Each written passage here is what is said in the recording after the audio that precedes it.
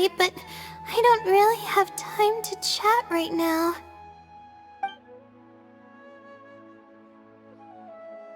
Yeah, it's been days since I've had a good night's sleep. I was originally looking up some information at the House of Dana, but the more I read, the more I realized that my thesis is horribly lacking.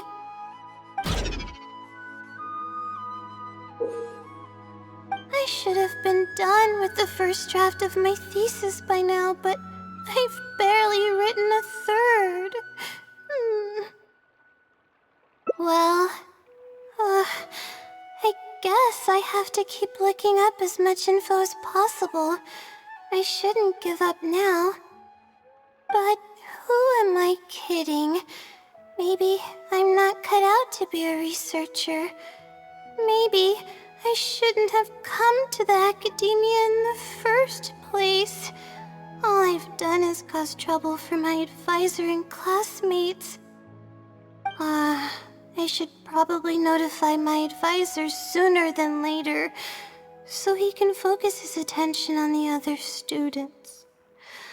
No, I don't even have the guts to bring it up, and I haven't completely given up yet. To be honest, I haven't slept a wink for days. Just thinking about the awful state of my thesis keeps me up at night. Lack of sleep hinders my ability to focus, and if I can't focus, I can't do any proper research or thinking. I'm stuck in a vicious cycle. I've seen the caliber of the other academia students. They're all geniuses and fast learners. I'm nowhere near as gifted as they are. Oh, if it wasn't for someone who's been helping me out, my advisor probably would have kicked me out of the Darshan by now.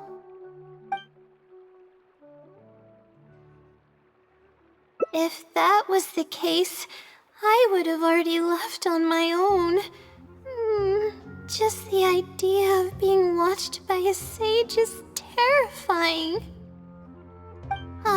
This might sound strange, but I actually don't know who's been helping me. I don't even know if they're a person or not.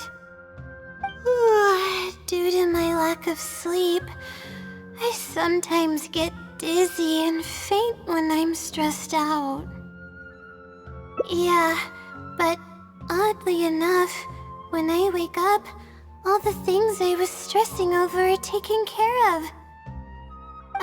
My homework's somehow finished before the deadline, and my papers are perfectly written. But that's not all. My flowers are watered, laundry's done, even my broken camera was fixed. I really don't know what's going on, but for now, I'm calling the phenomenon a blessing from the stars. Maybe the stars above decided to help out after seeing all the effort I put into my research. If that's even possible. But there's no point in me studying at the academia if I keep relying on this mysterious phenomenon. It comes down to my own efforts, improving one step at a time.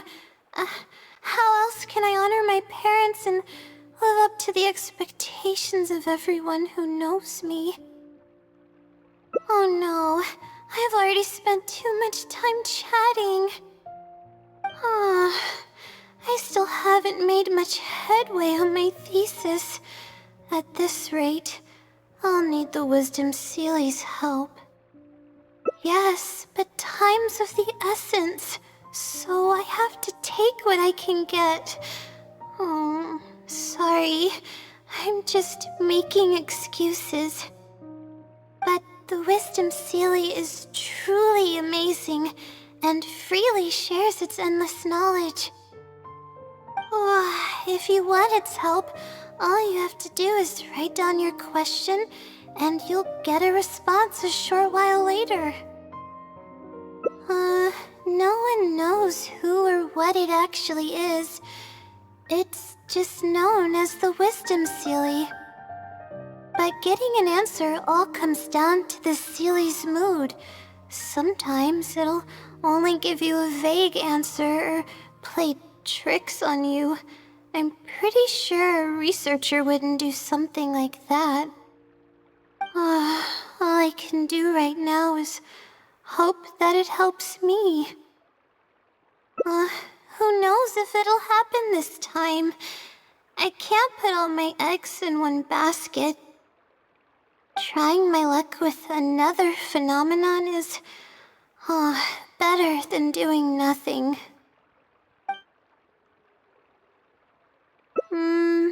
You're right. I need to keep a level head. I don't have time to waste. But what do we do from here? I can't just go back and start packing to leave. Rest? But my deadline's just around the corner. I don't think I can afford to rest right now. You do have a point. Sorry. I tend to panic easily, as you can see. Then how should I rest? I definitely won't be able to sleep. As soon as I close my eyes, all kinds of thoughts start floating into my head. Oh, that's a good idea. A cup of coffee might help clear my head. Let's go. Let's sit down here and have some coffee and sweets. It'll help me put my thoughts together. No, we're here to rest. My problems will have to wait for now. Oh, hey, Layla. Huh? I'm one of Layla's classmates. I just came by to say hi. We just submitted our theses and we're totally beat. Everyone will be meeting here to celebrate. Seeing how relaxed you look, you must have already had your thesis finished ages ago. Oh, no, I'm actually having a lot of trouble with it. You say that every time we talk, but you've never missed a deadline. Not only that, your papers are always well-written and thorough. Your advisor is constantly praising your work. Yet you're always going around saying stuff like, I can't make it, I don't understand, I'm super worried. That kind of talk doesn't reflect your work at all, you know. Well, For starters, she doesn't even try to participate with the group at all. It's one thing that she's not willing to help us, but she doesn't even bother showing up for our discussion meetings. Every time we come to see her, she looks out of sorts and on the verge of a breakdown. It's not like we can't finish our own theses without her, but no one wants to always see her this way. I know. Sorry. Whatever, there's no point in starting an argument here. If you think she can justify her behavior, then that's your opinion. Thanks for standing up for me. I really want to help the others, but most of the time I'm barely scraping by myself. There's very little I can help with. Yeah, I can't ever tell my classmates about that. I'd be a mess if they ever reported it to my advisor. It's really just a big misunderstanding, and there's nothing I can do about it. Everyone just gives me weird looks and judges me. It's making it really difficult to find friends. It's actually pretty rare for someone to actively engage in a conversation with me, like you do. Huh? What do you mean?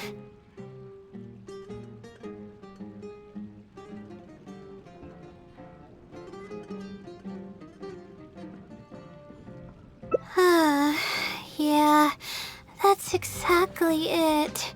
Seems you know just as well as I do. The thing is, I'm terrible under pressure. That's just my nature. Even the thought of everyone's expectations back home is enough to make me feel nervous. And the more nervous I get, the worse things become around me. Take what Munira just said, for example. I don't think I'll be able to get it out of my mind for the entire day. That means I won't be able to relax at all today.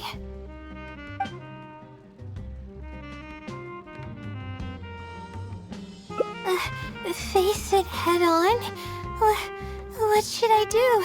Do you really think I can? Okay. I've got a pen and paper with me. Let me go through them real quick. The theory sections are pretty much finished. I'll be able to finish organizing the rest on my own. As of now, I'm missing crucial observation data. I need the results of an observation to validate the conclusion of my thesis. And then there's the preparation for my thesis defense. I'll need to mentally prepare. What? You want to help me with my thesis? Thank you. Thank you so much. I don't even know how to show you my gratitude. You're so kind. I had no idea I'd meet someone so nice in Sumeru City. Okay, I'll do my best. It's the least I can do, considering everything you've already done for me. First on the list is the experiment to get observational data. I actually had it all planned out several days ago and even borrowed a celestial globe from a Mahamata. However, the weather was rainy every single day after I borrowed it, and I was unable to compare the night sky against the celestial globe. There were a lot of people waiting to borrow the celestial globe, and I wasn't able to extend my time slot, so I returned it and haven't been able to borrow it again since. That's why I still haven't performed the necessary observations yet. I don't know what to do. That's right. The celestial globe is a high-precision device used specifically for researching the stars. Submitting an application to borrow one from the academia is pretty much the only way for me to get my hands on one. Huh? Why the Adventurers Guild? Oh, I see. The Adventurers Guild is open to everyone's commission, so she might have some ideas. Okay, let's go and try our luck. Ad Astra Episosk. Welcome to the Adventurers Guild. How can I help you today? I'd like to... I have a commission... it's kinda strange. How should I put this? Right. Equipment at the academia is in very high demand, and we aren't able to borrow one now.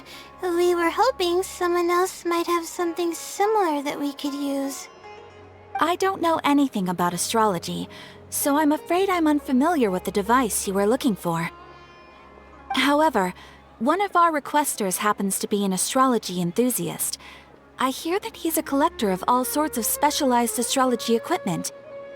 After the Adventurers Guild helped him out, he indicated that he'd be happy to return the favor if the adventurers ever need it. Perhaps we could arrange a meeting between you two. That should help solve your problem. Really? You're welcome.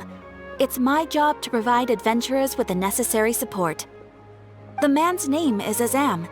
Here's his address. You can go ahead and pay him a visit. Hello, are you Azam? Yes, I am. How may I help you?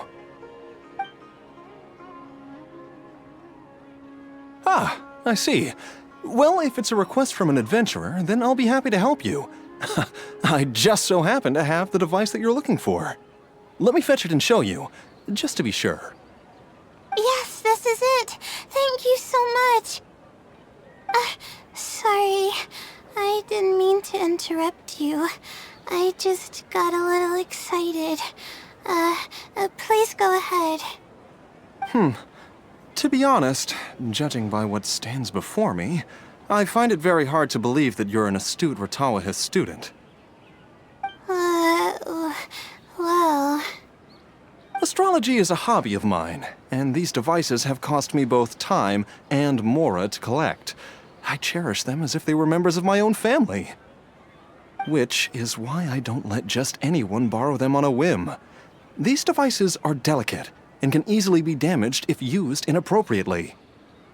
Oh, that's completely understandable. What can I do to better gain your trust? How about this? I don't need a deposit or anything, but I'd like you to share the contents of your research with me. I'll ask you some questions. If your explanation proves satisfactory, then I'll lend you the device. Share the contents of my research and answer questions?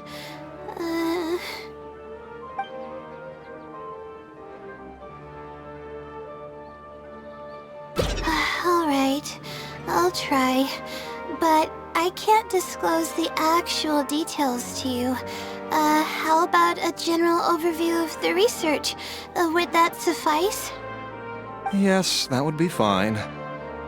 You're probably aware that astrologists rely on the movements of celestial bodies to calculate the past and the future, as well as attempt to summarize the correlating principles, correct? Of course. This is the basic principle of astrology. My current research is about a certain phenomenon called astral shift. Interesting. That's not a topic any ordinary person would be familiar with. I have a basic understanding of the concept, but I'd like to hear you explain it. Okay. Well, in short, it means that the results derived from astrology are prone to change. As time continues to flow, the stars change and everything else becomes affected by this change. However, what's actually driving the change is what's worth investigating. I think that it might just be another law of nature. If the changes follow a certain pattern or routine, then it could be explained as some law. But the changes are manifold, even when considering just a single star. The changes could be resulting from a simple single orbit shift, or it could be a more complex double orbit, or even a triple or quadruple orbit shift. These phenomena have a dramatic effect on astrological conclusions. What I'm working on now is the research and prediction of the triple orbit shift phenomenon. Triple orbit? By yourself? Yes. That's right. You do know that adding an extra star to the equation increases the computational workload by more than tenfold, right?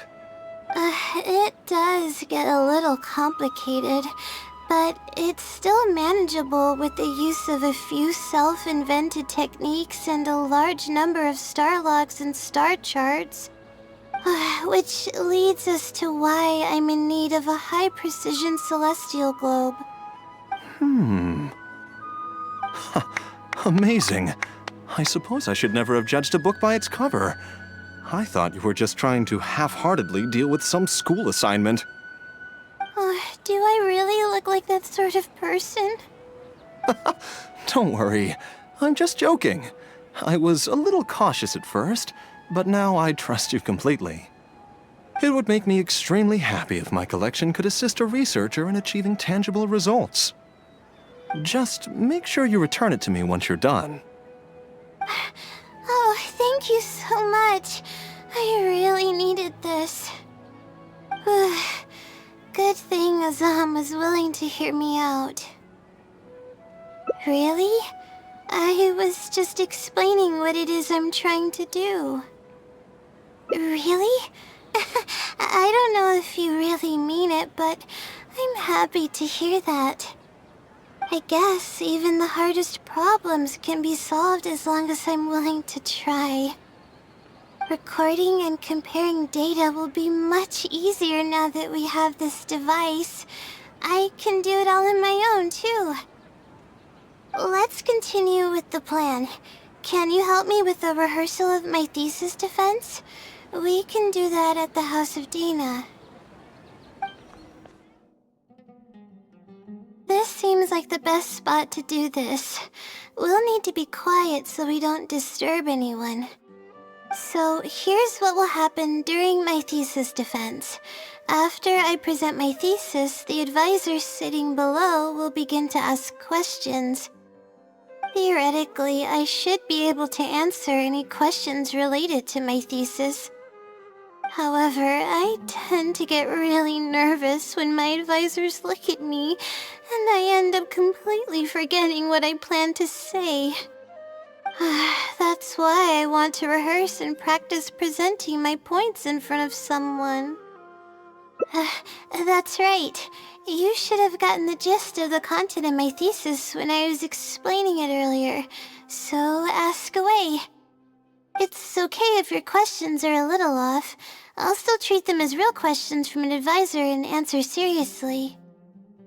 Wait a moment! Alright, Layla, you got this. You were able to explain everything earlier, so you can do it again. Alright, ask away.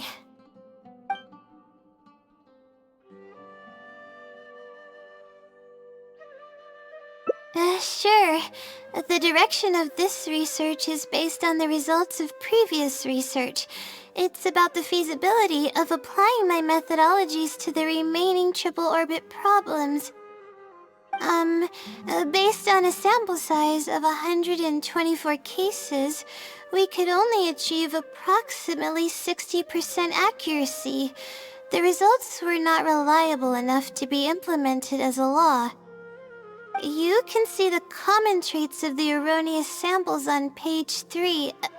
Excuse me, I mean from the star logs in the appendix. It's clear that in each of the erroneous samples, one of the stars underwent a significant shift. This means that, we not only need to limit the number of stars, but we may also need to consider the degree of shift when applying triple orbit shift algorithms. Stars with greater shifts are often key in astrology readings. The next step of the research should be... the next step should be to identify the feasible thresholds of shift for applying our calculations. And that's my answer to your question. Do you have any other questions?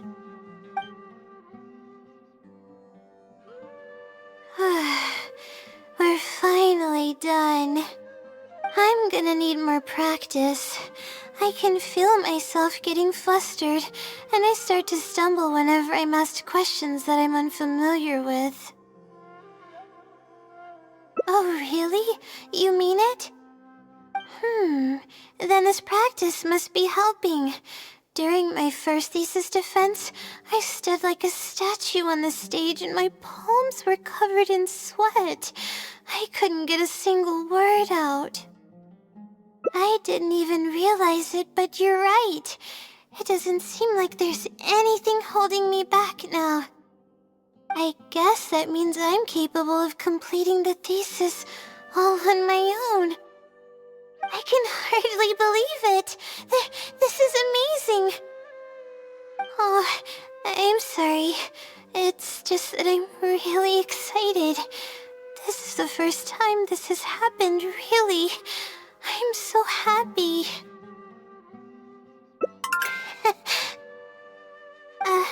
I'm not sure how to put this. I'm really happy about everything that's happened, but I'm also feeling a little sad. I still don't know anything about the blessing from the stars. Will it never happen again since I don't need its help anymore? That somehow makes me feel a little lonely. Yeah, it almost makes the blessing feel like it was just a tool used for my studies, no? But I would really like to discover what the blessing actually is if I ever get the chance. I want to express my gratitude for it, or better yet, maybe we could be friends. That's basically how I feel about it. Even if I know nothing about the blessing, I could still feel its companionship all along. It's almost like how you helped me. I really cherish and appreciate it. After all, it wouldn't be right to take such blessings for granted in our lives. That's good. I hope it's a little more satisfied with the way I am now.